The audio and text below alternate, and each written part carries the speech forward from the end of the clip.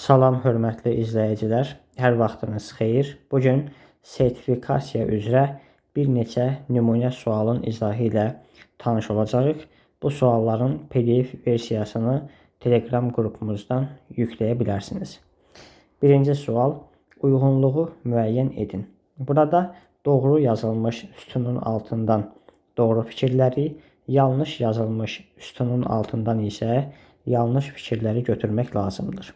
Birinci, Apenin və Piriney yarımadalarında həmişəyaşıl codyarpaqlı meşə və kolluqlar təbii zonası yayılmışdır.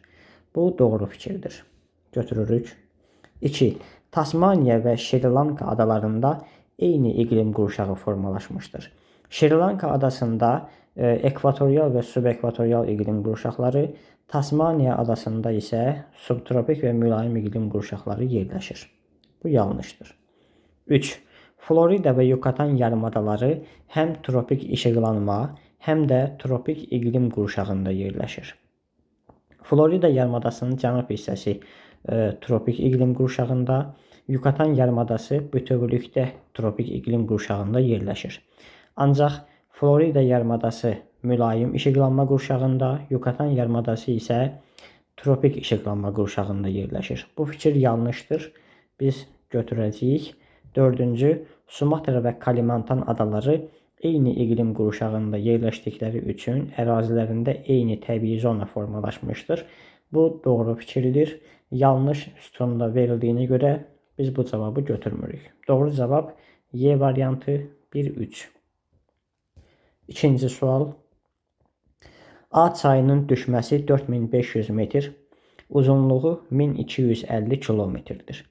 B çayının meyilliyi A çayının meyilliyi ilə eyni olsa da uzunluğu ondan 150 kilometr çoxdur. B çayının düşməsini müəyyən edin.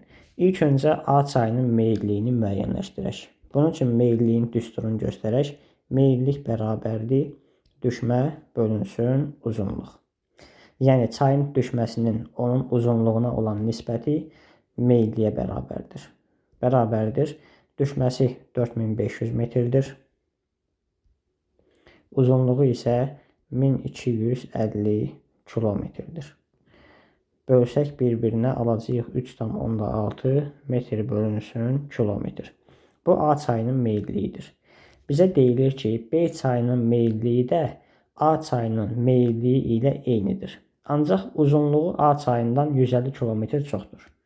B çayının uzunluğunu tapmaq üçün A çayının uzunluğu üzərinə 150 kilometr əlavə edərik. Yəni 1250-nin üzərinə 150 əlavə edərik.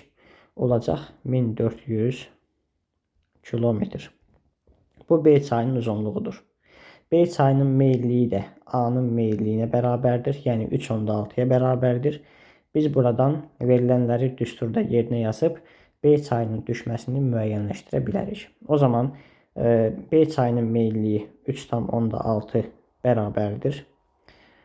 Çayın düşməsinin uzunluğuna olan nisbəti. Düşməsini bilmədiyimizə görə yerini boş saxlayırıq. Uzunluğu isə 1400 kilometr olaraq göstəririk. Buradan çayın düşməsi bərabər olacaq. 3,6 vurulsun 1400. O da bərabərdir 5040 kilometr. Daha doğrusu 5040 metr. Doğru cavab B variantıdır. Yəni B çayının düşməsi 5040 metrə bərabərdir. Üçüncü sual. Euler-Venn diaqramında verilmiş çaylara uyğun bəndləri müəyyən edin. Birinci xəritə sxemdə biz Amazon çayını, ikinci xəritə sxemdə isə Dəzlə və Fərat çaylarını görürük.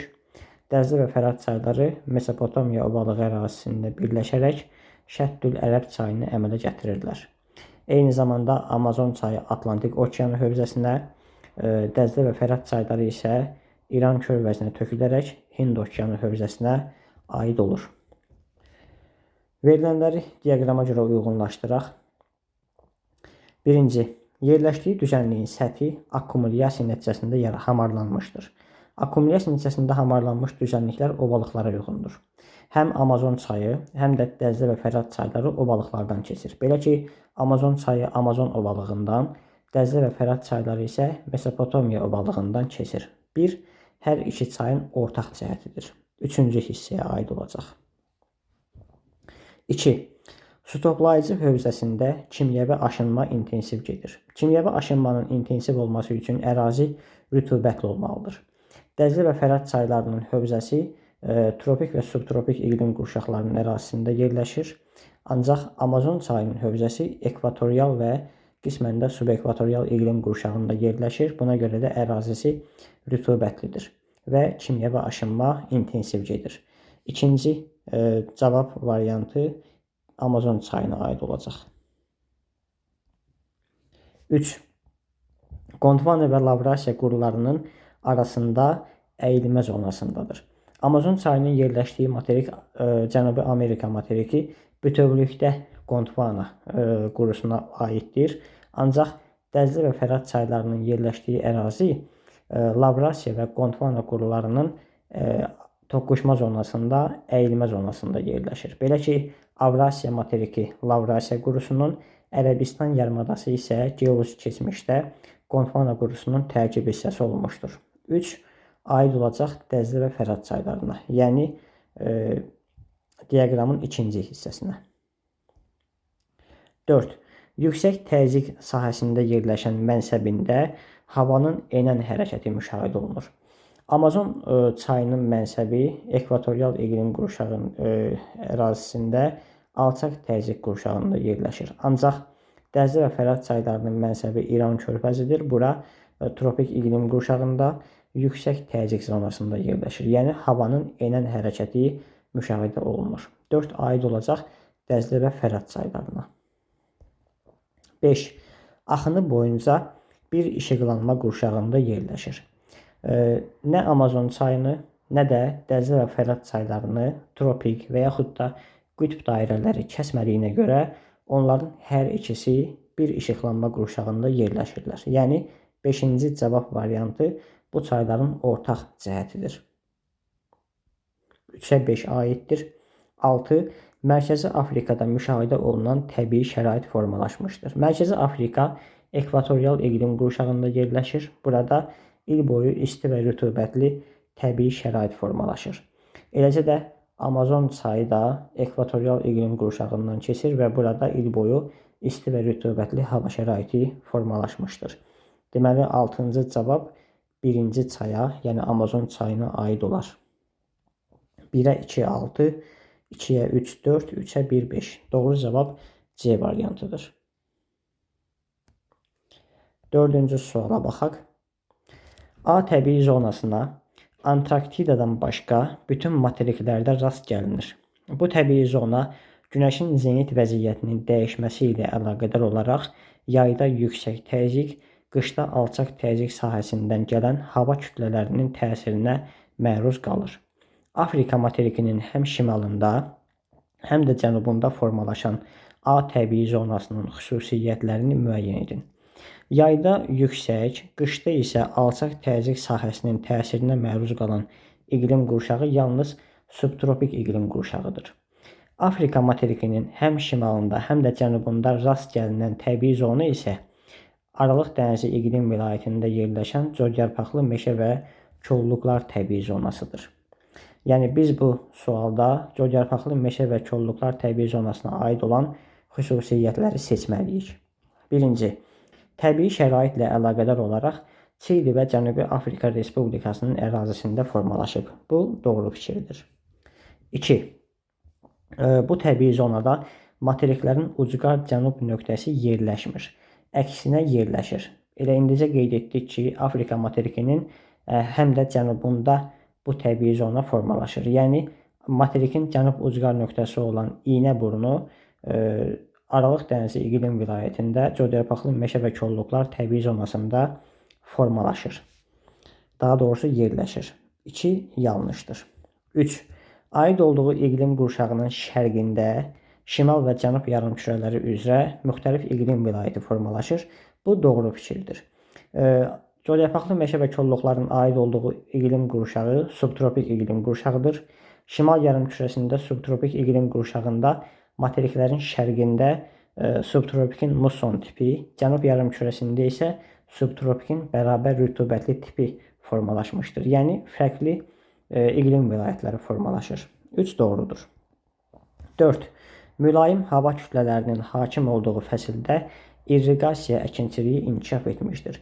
Subtropik iqlim qurşağında Aralıq dənizi iqlim vilayətində qış aylarında mülayim hava kütlələri hakim olur və bu zaman irriqasiyaya, yəni suvarmaya heç bir ehtiyac olmur. 4 yanlışdır. Aid olduğu iqlim qurşağı Belçikanın və Almaniyanın geniş ərazilərini əhatə edir. Belçika və Almaniya ərazisi biz bilirik ki, mülayim iqlim qurşağında yerləşir, yəni subtropik iqlim qurşağında yerləşmirlər. 5 yanlışdır. 6. Formalaşdığı ərazilər bütövlükdə mülayim işıqlanma qurşağında yerləşir. Bu doğru fikirdir. Subtropik iqlim qurşağına aid olan coğrafiyaqlı meşə və kolluqlar təbii zonası bütövlükdə mülayim işıqlanma qurşağına aiddir. 6 doğrudur. Doğru cavab olacaq C variantı 1, 3 və 6. Keçək 5-ci suala. Mərmərə dənizindən alınan duzun miqdarı 125 kiloqram, Qara dənizdən alınan duzun miqdarı isə bundan 19 kiloqram artıq olmuşdur. Dənizlərin duzluluğu müvafiq olaraq 25 promilli və 18 promilli olarsa, götürülmüş suyun miqdarı arasındakı fərqi müəyyən edin. Hesablayaq. Mərmərə dənizindən alınan duzun miqdarı 125 kiloqramdır və bu dənizin duzluluğu 1 litrdə 25 promillidir. Tənasüb qursaq, 1 litrdə 25 promilli, x litrdə isə 125 kiloqram. Buradan 125-i x bərabərdir. 125 bölünsün 25 bərabərdir 5 ton. Yəni mərmərə dənizindən 5 ton su götürmək lazımdır ki, 125 kiloqram duz alınsın. Keçək Qara dənizin götürülən suyunu hesablayaq. Qeyd olunur ki, Qara dənizdən götürülən duzun miqdarı Mərmərə dənizindən alınan duzun miqdarından 19 kiloqram artıqdır. Yəni 125-dən 19 kiloqram artıq olmalıdır. 125-in üzərinə 19 əlavə etsək, 144 kiloqram almış olarıq.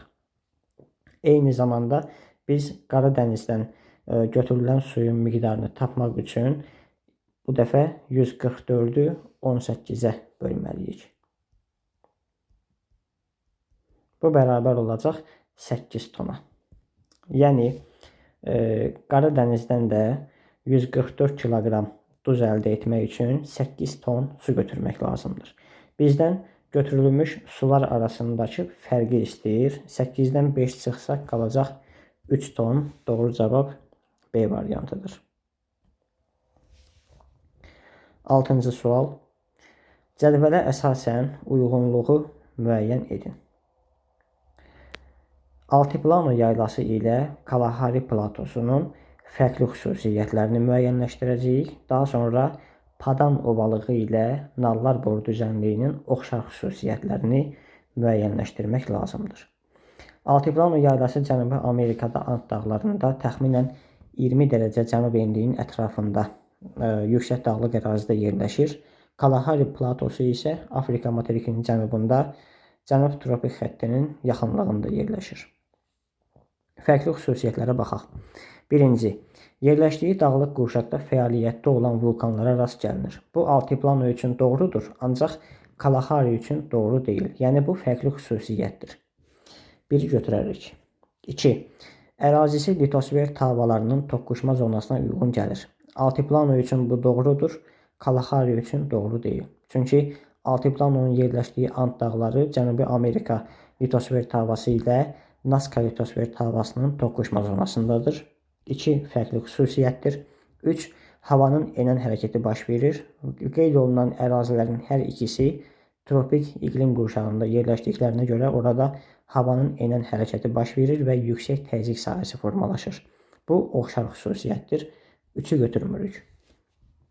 Keçək Padan ovalığı ilə Nallar-Bor düzənliyinin oxşar xüsusiyyətlərini müəyyənləşdirək. Padan ovalığı Apennin yarımadasının şimal hissəsində, Nallar-Bor düzənliyi isə Avstraliyanın cənubunda Böyük Avstraliya körfəzinin sahilində yerləşir. Oxşar xüsusiyyətlərə baxaq.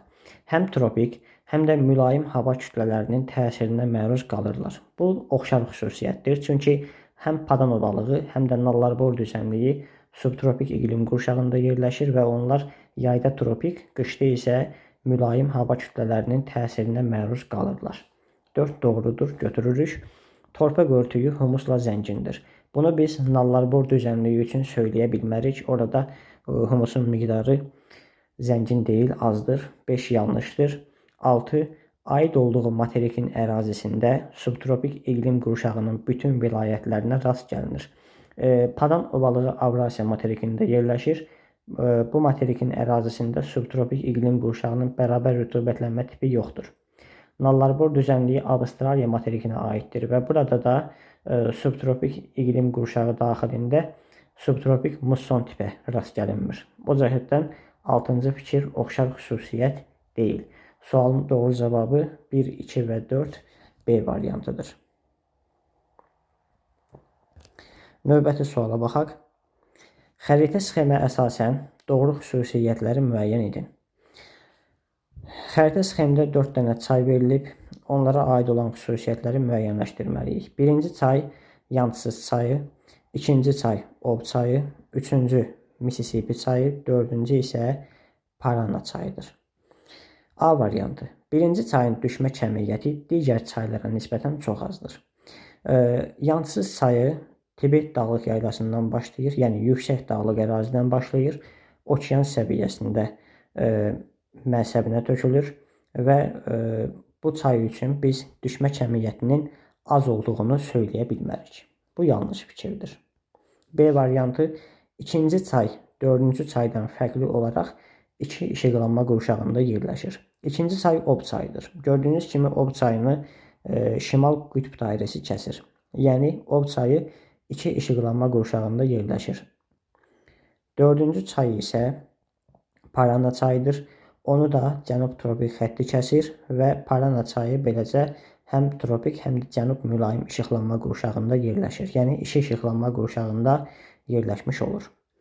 B variantı yanlışdır. C variantı. Birinci və üçüncü çayların mənsəbi dəyişkən rütubətli meşələr zonasında yerləşir. Birinci çay Yansız çayı, üçüncü çay Mississippi çayıdır. Hər ikisinin mənsəbi dəyişkən rütubətli meşələr zonasında yerləşmişdir. Doğru cavab C variantıdır. Digər variantları təhlil edək. D variantı 2 və 3-cü çayın aşağı axarında üst bataqlıqlar geniş sahə tutur. Ob çayının sahillərində üst bataqlıqlara rast gəlinir, ancaq Mississippi çayı sahillərində üst bataqlıqlar biz görmürük. D variantı yanlışdır. Y variantı 4-cü çay müvafiq olaraq dəyişkən rütubətli meşə, çöl və səhra təbii zonasından keçir. Parana çayının hövzəsində səhra təbii zonasına rast gəlinmir. Y variantı da beləcə yanlış cavab olmuş olur və C variantı öz təsdiqini tapır. Növbəti suala baxaq.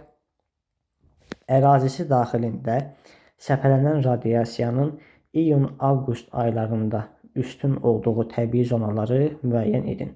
Səpələnən radiasiyanın üstün olmağı üçün ərazi rütubətli, yəni iyun-avqust aylarında rütubətli, buludlu olmalıdır. Yağıntılı dövrü iyun-avqust aylarına təsadüf etməlidir. Təbii zonalara baxaq. Birinci, şimal yarımkürəsində colyarpaqlı meşə və kolluqlar. Şimal yarımkürəsində colyarpaqlı meşə və kolluqlarda qış aylarında rütubətli mövsümdür, yəni mülayim hava kütlələri hakim olur. Şimal yarımkürəsinin qış ayları dekabr, yanvar, fevral aylarıdır. Yəni iyun-avqust aylarına təsadüf etmir. Bir yanlışdır. 2.